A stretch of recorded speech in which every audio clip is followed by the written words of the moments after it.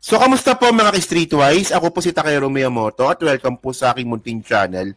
So, mga kababayan, may nagtanong kasi kanina kung ano na po yung update na dyan nga po sa nangyaring kudeta sa loob nga po ng Kongreso.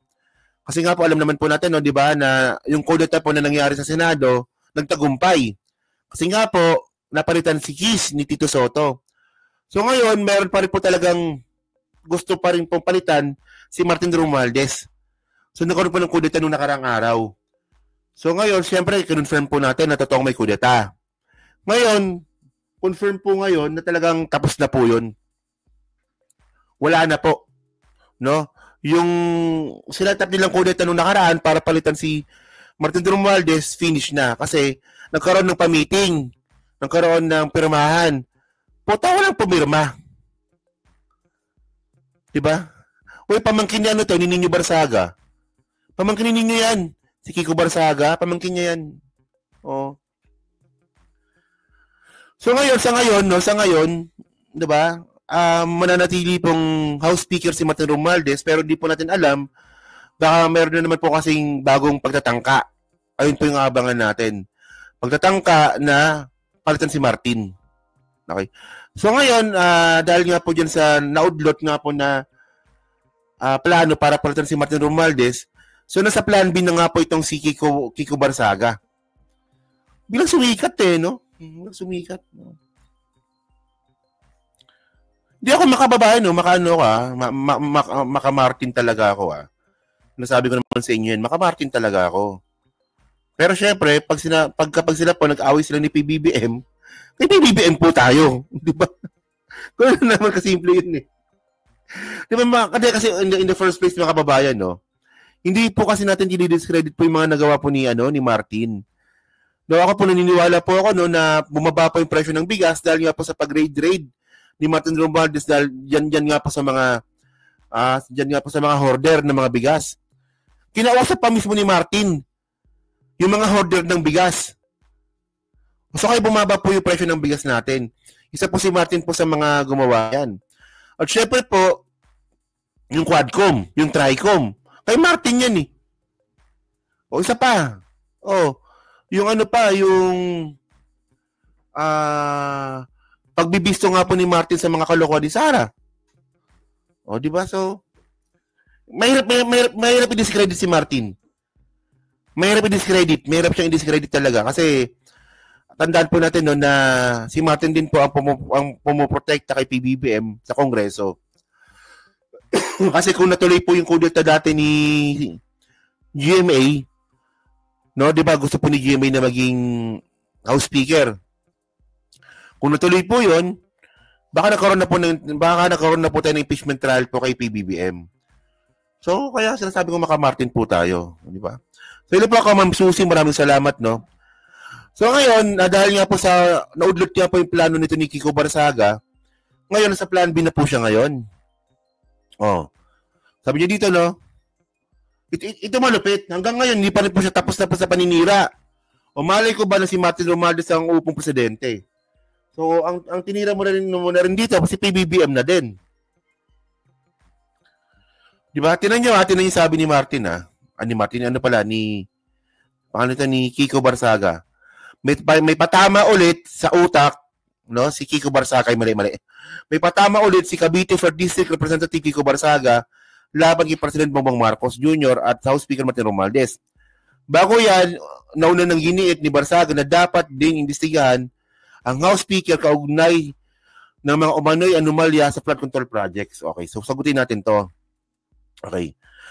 Sinasabi ko naman sa inyo mga streetwise, no, na tayo po, hindi po natin sinasabi na inosente si Speaker. Wala tayong sinasabing ganun. That si Speaker inosente. Ang sinasabi po natin dito, walang ebidensya na si Speaker po sangkot sa flood control project. No, kung meron maniniwala tayo, kung wala, di katangahan yan. Alam niyo yung ganyan kasing atake po ni Kiko Barsaga, atake po ng vlogger ito Para hindi po siya Para hindi po siya congressman Parang labis siya dito, vlogger, intergyero lang po siya bilang isang congressman, puta may resources ka. May mga staff ka. May opisina ka para mag-gather ng evidence laban kay Martin Romualdez. Bakit ngayon wala kang mapakita? Umakto ka bilang isang congressman. Hindi pwede puro bintang ka lang ng bintang, buha ka ng ina ka. O related ba siya kay Nino Barsaga? Oo, pamangkin niya. Pamangkin ni Nino to eh. Pamangkin, mga second degree ata, kung di ko nakakamali. O tapos ang malupit pa dito, tingnan yung katangahan nito, no? Sabi niya pa dito,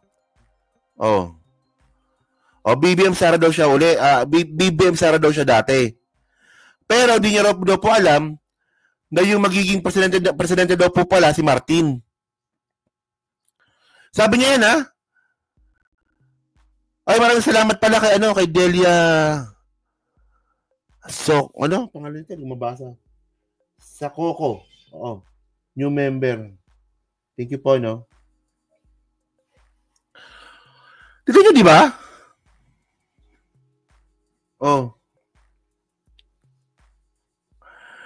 Ito pa lang, kabulshitan na po ito.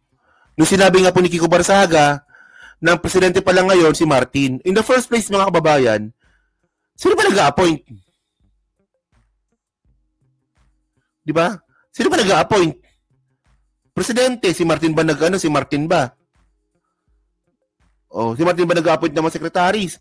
Sino nagpapa-cabinet meeting? Si Martin ba? Hindi. Kasi po, ang isa po sa pinaka-privilege o pinaka-kapangyarihan po talaga ng isang presidente, siya po yung nag-a-appoint po ng mga secretaries. Ginagawa ba ni Martin yun? Na siya yung nag-a-appoint ng mga secretaries?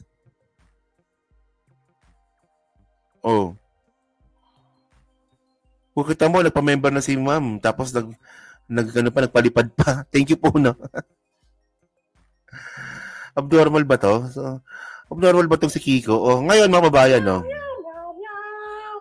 Ito, tingnan nyo to, mga 4th District, no? Mga taga 4th District ng Dasmariñas. Normal naman po to. Tingnan nyo to, Normal po siya. Tingnan nyo to. Ito ba yun? Meow, meow!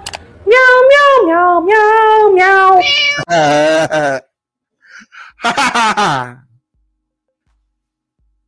Congressman, Meow, meow, meow, meow! Meow, meow, meow, meow, meow! Kung pusa lang naman ang pag-uusapan, mayroon daw isang Congress Meow na sumisikat sa lungsod ng Dasmariñas, Cavite.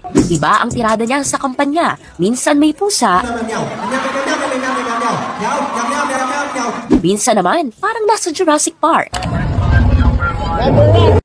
Minsan parang pusa, minsan parang mala Jurassic Park, minsan naman sinto-sinto.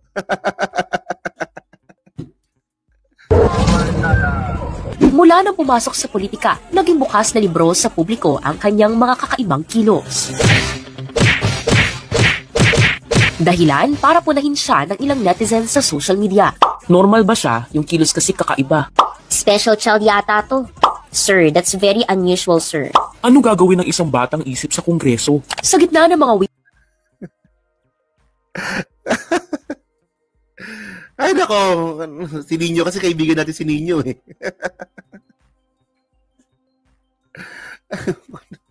Ay, kap Nino. Pamangkin mo. Inaaway si speaker. Ano yan? Paano nanalo yan? Ewan ko sa mga taga Dasmariñas, no? 4th District.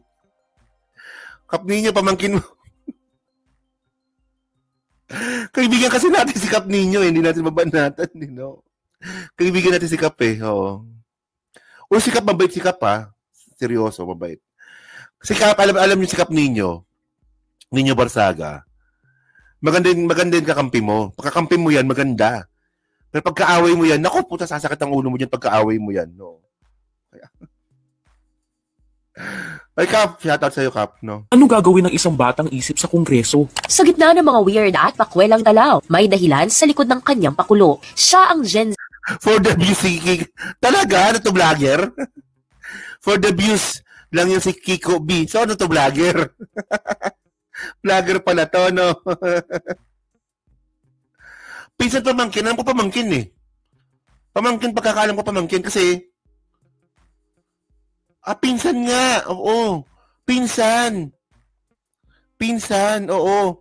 Kasi Chewy ni Nino Barsaga, yung tatay niya. Na yung namatay. Yung namatay. Yung Barsaga matanda. So ano pala yun? Ano pala yun? Chewy ni Nino Barsaga yun. So kung anak niya to, pinsan niya pala. Pinsan pala, oo. Pinsan pala. Oh, sige.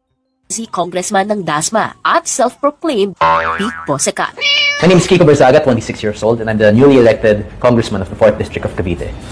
Lumaki sa isang political family si Francisco Austria Barzaga o mas kilala bilang Kiko Barzaga. Ang kanyang ama at ina ay kapwa naging mayor ng Dasmariñas City, habang ang kanyang kapatid na si Third ay kasalukuyang vice mayor ng kanilang lungsod.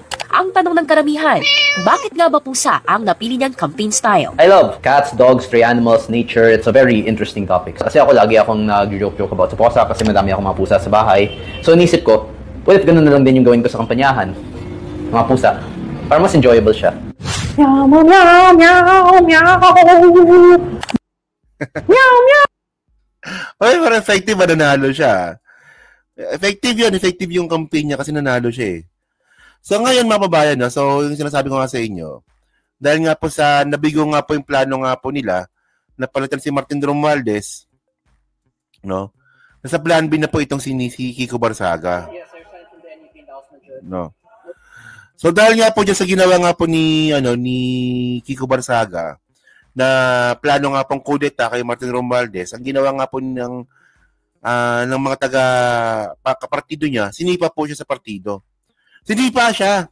Sinabi lang nila na na siya ay nag-resign sa partido pero sinipa po siya.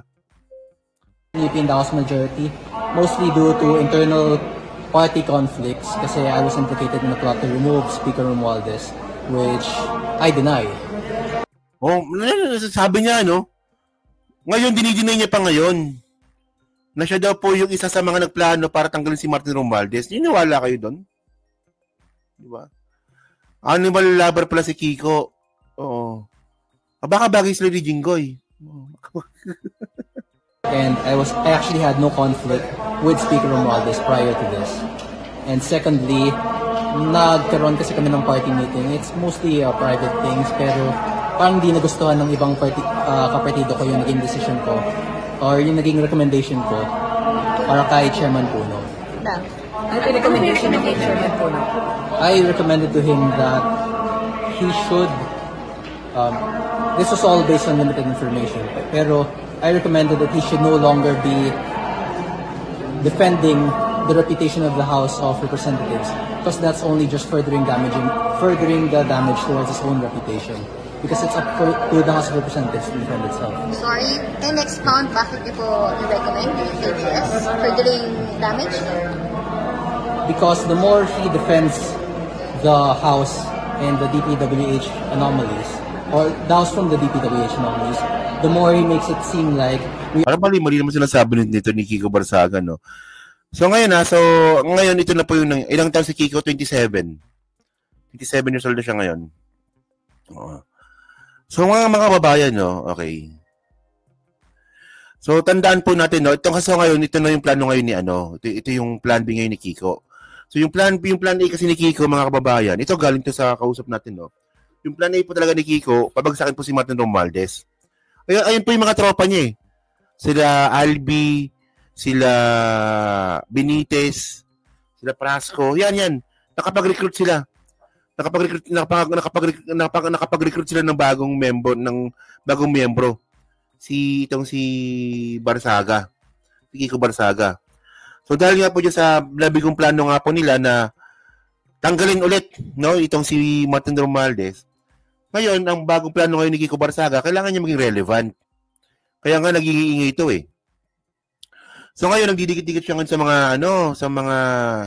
ngayon, nag-iingay siya ngayon, nag-iingay. Lahat na inaway niya, di ba? Inaway niya lahat eh. Inaway niya si Vico Soto, si Rimulya, si Tito Soto. Inaway niya na lahat para magpapansin. No? Para mapansin siya ng mga Duterte sa susunod na eleksyon. Kasi ganun yan, di ba? Ito, tandaan nyo yung political dynamics po kasi sa Pilipinas, next year kasi mga streetwise, 2026 na. Next year, puposisyon na po lahat yan. Halos lahat po ng mga congressman, mga senador, puposisyon na po yan para po sa 2028 election. Well, ganun talaga. As a reality po yun. So, ito na po yung pinakaplano ngayon ni Kiko Barsaga na total, nabisto na siya or talagang naudot yung plano niya. So, didikit na po siya sa mga Duterte. O, di ba? O, mga adik lang ang digadit sa mga Duterte. Mga bobo rin itong mga to, no? Hanggang ngayon, putang na mo pala eh. Gago ka pala eh. Nag-usapan namin dito, Kiko Barsaga, tapos ngayon may Duterte na naman topic. May Duterte na naman comment. Alam niyo, dyan po ako talaga nainis sa mga bobo mga Duterte, no? Actually po, yung mga galit po sa mga Duterte, mga matatalino. Oo. Yung mga galit po sa mga Duterte, mga matatalino. Kasi parang ikaw, bobo ka kasi. Puta topic ko dito, si Kiko Barsaga, bigla kang magko-comment ng Duterte. Hindi tanga ka nga. O, di ba? Bobo ang putang inan to, no? Bobo. O. Hanggang ganyan lang po talaga utak ng mga DDS, mga kababayan, mga adik-adik, mga droga-droga, no? Pero pag ibang mga usapan, mga tanga po yung mga yan. No? So ngayon mga kababayan, no? Ngayon po kasi, ito si Kiko Barsaga, tinanggal na po ito sa partido. So kailangan niya na pumusisyon sa ibang ibang political alignment. So kaya nagaganyan-ganyan yan ngayon kasi pag nagpapapansin na po yun sa mga Duterte. Kasi nga po, tulad nga ng sinabi ko nga kanina, next year, puposisyon na po yung mga yan. At ngayon, nagpapapansin na po siya sa mga Duterte. Para makakuha nga po ng spot for whatever position. Baka malamang congressman pa din. Di ba? Ang problema nga po nito ni Kiko Barsaga, hindi na po siya mananalo. Oo. Next election.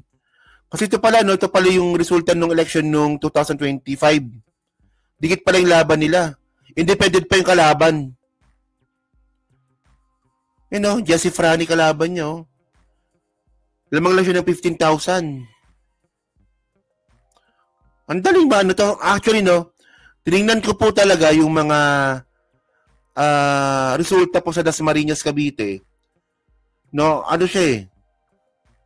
Dynasty siya ng mga Barsaga talaga yung Dasmariñas sa Cavite. Pero, si Kiko Barsaga po yung weakest link. Siya po yung pinaka-weak sa kanila. Papalapad lang to ng papel para sa mga Duterte. Ganun lang malinaw doon. Kasi nga po, na-udlot niya yung unang plano niya. So, lahat na inaway niya lahat. Tinan mo lahat na inaway niya eh. Si Vince Dizon inaway niya. Tinan niyo mga katangahan nito, Si DPWH Vince Dizon, loyal din yan kay Romualdez. Kaya 2026, ang dami na namang mamamatay sa baha, tapos siya naman na magre-resign. Inaway si Vince Dizon. Inaway si John Vic Rimulya. Pati si Tito Soto inaway din. Hindi naman,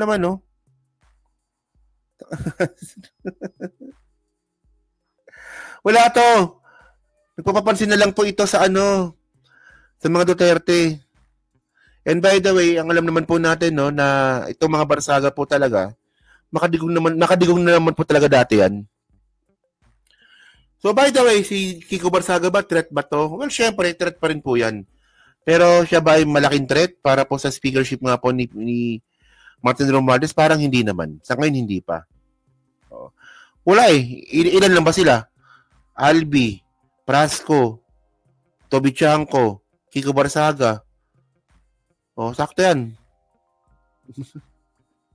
Kayang mapatanggal yung speaker Martin Romualdez dyan. 4 kayo? Kayang.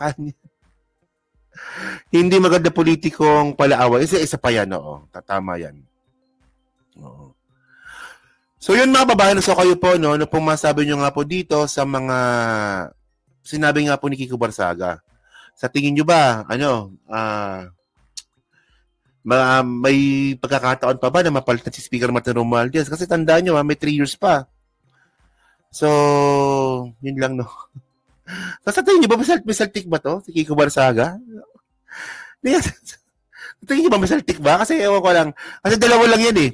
May saltik talaga o talagang Style niya lang ito para magpapansin. No?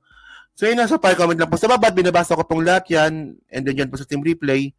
Pa-like, pa-subscribe. Hindi naman kalabisan, pa-share na po ng video po na to. Okay? So thank you mga ka-Streetwise. Kita na ulit tayo mamaya sa Radyo Pilipinas. No? So mamaya po, Radyo Pilipinas, alas 5 ng hapon. Okay. So thank you po. Salamat po sa inyo lahat. Thank you po. No?